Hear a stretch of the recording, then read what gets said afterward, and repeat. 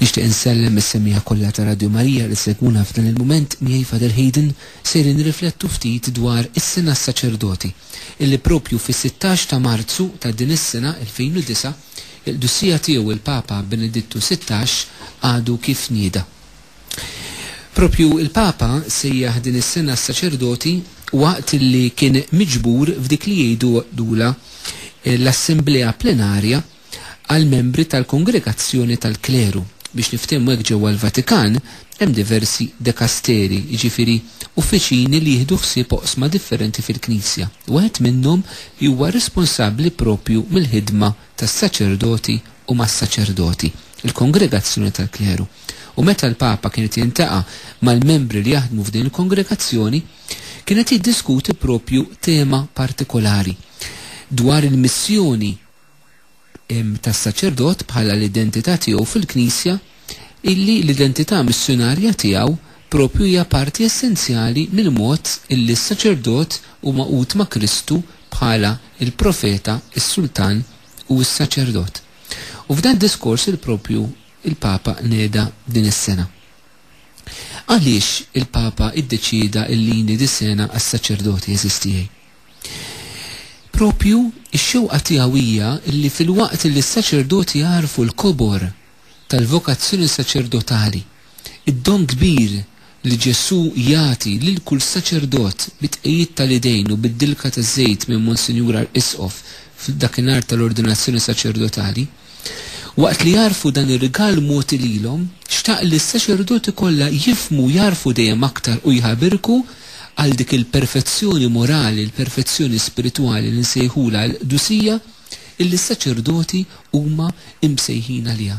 Mela fil-waqt li jarfu li kull don, kull grazzja, kull Dusija ġejja minn Alla b'rigal u botja s-sieħa tiegħu, però l-bżonn li wieħed jaraf ukoll kull nisrani ma' mod partikolari s-saċerdot li hu jrid jaħdem biex tassew ikun qaddis, irid jaħdem, irid jikkollabora ma' Alla f'dan ir-rigal li qiegħed jirċievi. U propju il-Papa għażel illi s-sena għas-saċerdoti sabiex ifakkarhom li jkunu saċerdoti qaddisa, hemm dam l-enfasi kbir matul din is-sena. Għażel din is-sena għalli ma raġuni, għax din is-sena din infakru wkoll il-150 sena mill-mewt ta' San Ġwan Marija Vianney li huwa magħruf komunament bħala il-Kure d'Ars, il-Kappillan ta' Ars, il-Kura t'Ars. Nirriflettu ftit anke dwar il-ħajja tiegħu aktar il-qudiem. Il-Papa Benedittu 16 dal-diskors li għamel fis-16 ta' Marzu tal-2009 tkellem ħafna dwar il-missjoni tas-saċerdot u jitkellem minna f'erba' oqsma ħanidu hekk f'erba' aspetti differenti. Il-missjoni ekklezjali tiegħu, id-dimensjoni komunitarja tiegħu, il-dimensjoni ġerarkika u d-dimensjoni dottrinali. Xi jfissru dawn l-erba' aspetti illi l-Papa tkellem minnhom? Meta l-Papa tkellem mid-dimensjoni ekklezjali, ġifieri il-fatt li s-saċerdot huwa parti mill-Knisja. Is-saċerdot mhux maqtuħ mill-Knisja. Is-saċerdot huwa fil-Knisja ministeru għall-istess Knisja. Dan ifisser li s-saċerdot mhux fil-ħidma tiegħu mhux qed jirrappreżenta lilu nnifsu, mhux qiegħed ixandar lilu nnifsu, imma l-ewwel fuq kollox qiegħed ixandar dak li qed ixandar l-istess Knisja u l-qofol tal-Knisja hija r-realtà ta' Alla. Fil-fatt tiħim minnhom, il-Papa jgħid din is-sentenza li personalment taqlaqtitni. Jgħid Alla biss huwa t-teżor li fl-aħħar mill-aħħar in-nies ifittxu fis-saċerdot. God is the only treasure which ultimately people desire to find in a priest. Ek din il-kelma li il-Papa kien qed jgħid lis-saċerdoti stess jew anke nħallwa mument ta' riflessjoni għalina. Int fis-saċerdot x'qed tfittex? Jew aħjar fis-saċerdot int lil min qed tfittex? Ikun gwaj jekk aħna nifqu fuq is-saċerdoti fihom infushom kemm bil-kwalitet tajbin kemm dawk li huma tajbin. Fis-saċerdoti eżistijaj iridu nfittxu lil Kristu. Ġwanni Pawlu t-tieni darba minnhom qal il-dinja għandha bżonn tas-saċerdot għaliex għandha bżonn ta' Ġesu. Fis-saċerdoti jew nfittxu tas-sew eżistijaj li nsibu l-Ġesu u b'dan nifhmu saċerdot qaddisa. Saċerdot qaddis huwa dak li jħalli l-Ġesu jkun trasparenti fih tas-sew, Ġesu jkun jista' jiddi fih, Ġesu jkun jista' jidher fih. Però jew anke aħna meta nitkellmu mis-saċerdoti nkunu nifhmu eżattament x'qegħdin infittxu. Ma nix nistennu eżistijaj mis-saċerdoti li jkunu l-aħjar counselors, ma nix nistennu mis-saċerdoti li jkunu l-aħjar social workers, ma nix nistennu mis-saċerdoti li jkunu dak li jisolvunna l-problemi fil-ħajja tagħna. Però mis-saċerdoti iva għandna nistennew li jkunu dawk li f'dawn iċ-ċirkustanzi kollha tal-ħajja tagħna jlaqgħuna ma' Ġesu u jġibunna l-Ġesu fil-ħajja tagħna. Biex ngħidlek is-saċerdot huwa dak illi qalbu tinqabad bejn żewġ tensjonijiet illi jġib il-Alla qrib il-bniedem u l-bniedem qrib ta' Alla. Qalb is-saċerdot tinsab kontinwament f'dan il-konflitt ta' mħabba. Kif se jagħmel bil-mezzi li l-mulej taħ stess, bid-doni li huwa għandu, bil-limitazzjoni kollha tiegħu li jżomm il-Ġesu f'qalb il-poplu tiegħu u jżomm qalb il-poplu fi Kristu. It-tieni dimensjoni sistija li il-Papa tkellem dwar is-saċerdot il-missjoni tiegħu jgħid hija dimensjoni komunitarja. Xi tfisser? Jiġifieri is-saċerdot mhuwiex qed jaqdi dan il-ministeru tiegħu waħdu, imma qiegħed jagħmel dan f'komunità, f'komunjoni anka ma' diversi karizmi oħrajn fil-Knisja. Is-saċerdot mhuwiex kollox fil-Knisja, ċertament għandu rol importanti ħafna u indispensabbli, ġifieri ma nistgħux ngħaddu mingħajru. Però mhuwiex waħdu. Reċentament anka l-Papa għamel diskors dwar il-wol tal-lajċi u qal il-lajċi mhux qegħdin hemmhekk sempliċiment biex jaqdu l-saċerdoti f'xi ħaġa, imma l-lajċi għandhom ir-wol propju tagħhom li mhuwiex ta' saċerdot imma għandhom ir-wol propju tagħhom. U allura eżisti importanti li hekk matul din is-sena wkoll waqt li aħna sejrin iva nitolbu naħdmu nirriflettu dwar is-saċerdozju fil-Knisja dwar dussija tas-saċerdoti, però il-bżonn ukoll li kull lajk jaraf x'inhu r-wol propju tiegħu. Li kull lajk jaraf kif ħajjaħdem ma' s-saċerdot u s-saċerdot jara kif se jaħdem verament minn qalbu mal lajċi ħalli flimkien ikun jistgħu nxandru din l-istess missjoni komuni li għandna permezz tal-Magħmudija. It-tielet dimensjoni li l-Papa Benedittu XVI jitkellem minna dwar il-missjoni tas-saċerdot hija id-dimensjoni ġerarkika.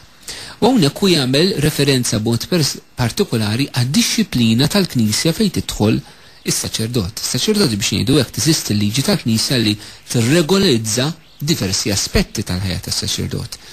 Jiġifieri l-imġiba tiegħu, il-funzjoni tiegħu fil-Knisja. Ċertament m'għandniex inwaqqgħu dawn il-liġijiet tal-Knisja ishom bħal xi liġijiet ta' xi soċjetà ċivili jew f'dan is-sens, imma rridu narawhom fis-sens ta' dixxipulat, id-dixxiplina, ġifieri dik li tagħmel id-dixxiplu, dixxiplu ferra ta' Ġesu.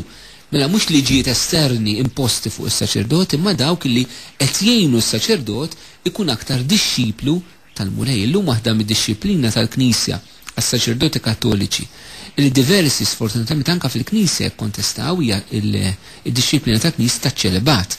Iċ-ċelebat li kif nafu għas-saċerdoti mhux xi ħaġa imwaqqaf minn Kristu ma xi ħaġa li l-Knisja titlob mis-saċerdoti tagħha. Ma rridx narawha xi ħaġa li hija imposta fuq is-saċerdot, imma xi ħaġa li propju qed tgħin lis-saċerdot sabiex l-għotja tiegħu fl-imħabba għal Kristu u l-Knisja tkun b'qalb sieħa, b'qalb totali li tirrifletti anke l-istess imħabba ta' Kristu lejn kulħadd bl-istess mod.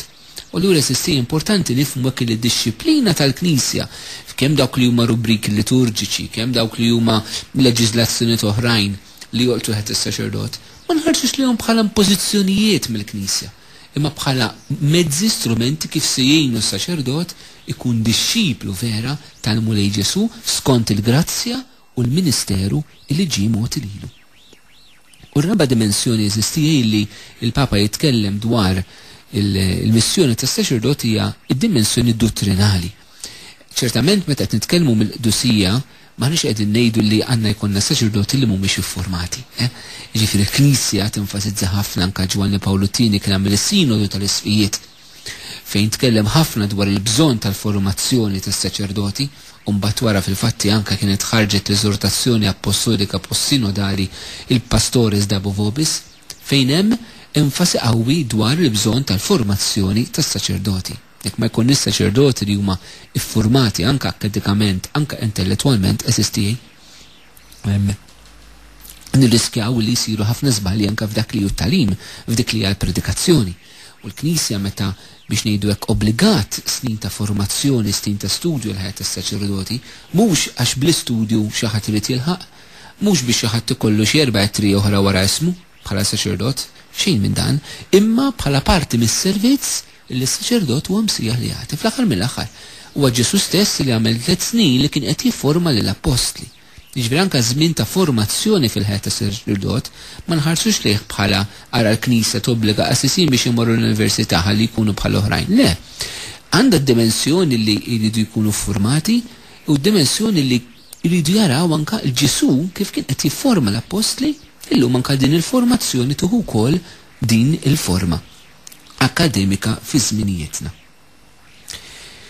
Eżisti matul hekk din is-sena ddedikata s-saċerdoti, il-Papa Benedettu 16 xtaq ħafna illi nifmu il-bżonn tas-saċerdoti għaliex għandna bżonn ta' Ġesu. ċe Ġesu huwa l-qofol tal-missjoni tal-Knisja. Il-Knisja m'għandha xejn x'toffri għajr lil Kristu. Għalhekk Marija l-ikona tal-Knisja. Il-Madonna m'għandha xejn xtagħti lid-dinja ħlief il-Ġesu. Hija tagħtu lid-dinja jgħidilna San Luqa.